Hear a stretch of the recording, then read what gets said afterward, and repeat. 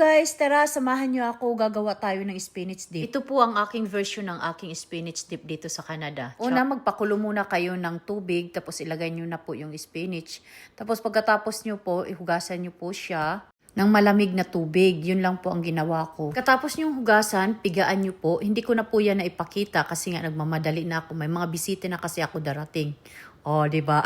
Tapos ko pong pigain yan, nilagyan ko po siya ng Boursin cheese, basil and chives flavor. 2 cream cheese po ang nilagay ko dyan, maliban pa sa Boursin na aking nilagay. Kaya medyo creamy at saka sobrang masarap talaga ng aking recipe na. Naglagay din po ako dyan ng marble cheese. Kahit ano naman po ang pwede dyan.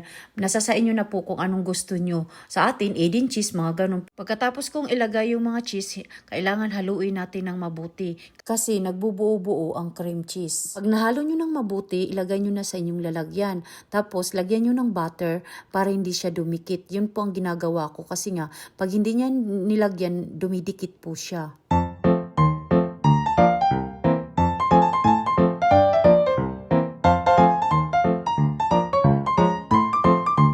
Lagay ko na po siya sa lalagyan. Siyempre, pinantay-pantay ko muna siya para maganda naman siyang tingnan. Topping ulit ako ng marble cheese para lalo siyang sumarap. Turn on po nyo ang oven nyo ng 375 degrees. Depende po yan sa oven na gagamitin ninyo. Tapos, ilagay nyo na ang inyong spinach dip. Lagay nyo po siya ng 25 to 35 minutes. Abangan nyo, marami pa akong recipes to come. Char! Bye!